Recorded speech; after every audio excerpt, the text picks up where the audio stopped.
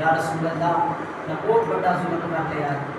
میرے آقا نے فرمایا ہے نوجوان اللہ بخشن ہار گناہوں معاف کرن والا ہے. کلمہ پڑھ لے اپنے گناہ کی توبہ کر لے اللہ تعالیٰ تین معاف فرما دے گا. نوجوانوں میرے آقا نے آن تو پہلا ظلم جہالت سے میرے آقا تشریف لائے اور اپنے مقام بخشیا. میرے آقا جانوراں واسطے بھی رحمت بن کے آئے, انساناں واسطے بھی رحمت بن کے آئے, عورتاں واسطے بھی رحمت بن کے آئے, مرداں واسطے بھی رحمت بن کے آئے. اسی حوالے نال اجازت چاہاں گا وما علینا الا البلاغ. قرآن کی آیت وما ارسلناک الا رحمۃ للعالمین, ہمیں تمام جہانوں کے لیے رحمت بنا کے بھیجا گیا. اس کے حوالے سے بیان فرمائے. آج جب ہم سمجھتے ہیں کہ پھر جہالت بڑھتی جا رہی ہے مگر اسلام پھیل رہا ہے, اسلام نے پھیلنا ہے. ماہرین کے جو پیش گوئیاں ہیں اس کے مطابق اب وہ وقت قریب آ رہا ہے کہ جب ہندوستان میں بھی اسلام پھیلے گا اور بڑی تیزی کے ساتھ پھیلے گا. اب آپ سوشل میڈیا میں دیکھ رہے ہوں گے کہ ان کے جو پنڈت ہیں وہ بھی اب یہ مان رہے ہیں کہ آپ صلی اللہ علیہ وسلم سے بڑی ہستی اس دنیا میں کوئی نہیں. اور ایک پنڈت نے یہ آیت پڑھ کے وما ارسلناک الا رحمۃ للعالمین یہ حوالہ دیا اور کہا مسلمانوں محمد تمہارا نہیں محمد ہمارا بھی ہے. اور آپ کو ایک دلچسپ بات بتا دوں کہ جب کوئی کافر مرنے کے قریب ہوتا ہے اور اس کی جان نہیں نکلتی تو کیا کرتے ہیں,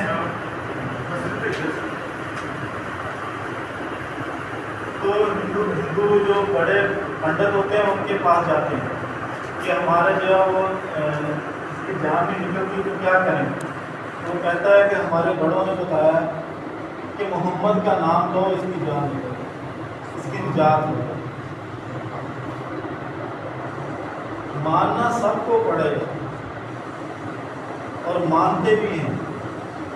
وہ ابو سفیان والی بات کے سرداری جاتی,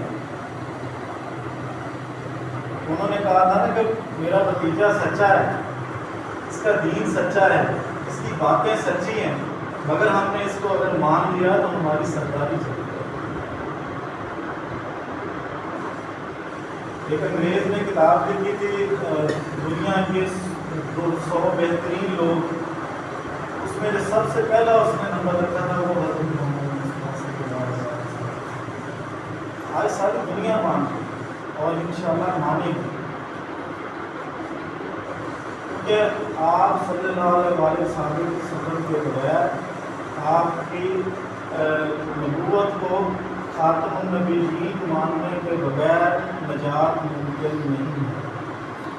وفات نے تو ہم تیرے ہیں کی محمد سے وفات نے تو ہم تیرے ہیں, یہ جہاں چیز ہے کیا لوح و قلم تیرے ہیں. ارے بچوں لوح سیاہی کو کہتے ہیں اور قلم یہ وہ لوح اور قلم ہے جس سے کائنات کا مقدر لکھا جاتا ہے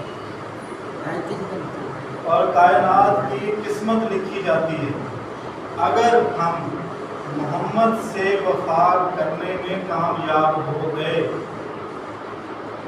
تو پھر دیکھیں کہ کیا مقام ہوگا. اور محمد سے وفا کیسے ہوگی, جیسے ثاقب صاحب نے بیان کیا کہ محمد سے وفا یہ ہے کہ ہم ان کی سنتوں کو اپنائیں, ہم ان کی تعلیمات کو اپنائیں. اگر ہمیں جھوٹ سے روکا گیا تو ہم جھوٹ سے رکیں, اگر ہمیں منافقت سے روکا گیا تو منافقت سے رکیں, اگر ہمیں سلام کا کہا گیا ہے تو سلام کریں, نفرتیں نہ کریں, نفرتیں نہ پھیلائیں. اگر ہمیں کہا گیا ہے کہ اگر آپ کے ساتھ کوئی جھگڑا کرتا ہے اور آپ حق پر ہیں تو پھر بھی جھگڑے کو چھوڑیں. یہ نہیں کہ اس نے اگر آپ کو تھپڑ مارا ہے تو آپ جو ہے وہ اینٹ کا جواب پتھر سے دیں اور آپ اس کے جواب. اگر آپ اپنا معاملہ اللہ پر چھوڑ دیتے ہیں تو اللہ بہترین انسان ہے. تو ہمیں آپ صلی اللہ علیہ وسلم کی تعلیمات پر عمل کرنا ہوگا اگر ہم دنیا اور آخرت میں کامیابی چاہتے ہیں. اور یہ جو نئی نسل ہے ہم اس وقت اور ہمارے آگے آپ آ رہے ہیں, یہ جو آپ صلی اللہ علیہ وسلم کی تعلیمات ہیں اس کے فقدان نظر آ رہا ہے, اخلاقی انحطاط نظر آ رہا ہے.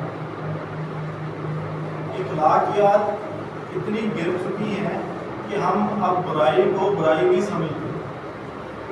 اب ہمیں دکاندار جو ہے وہ اس کو کامیاب تاجر ہم کہتے ہیں جو چرب زبانی سے یا جھوٹ بول کے یا فراڈ کر کے اپنی چیز کو بہتر بیچ. پھر ہم اوپر سے نماز بھی چھوڑتے ہیں.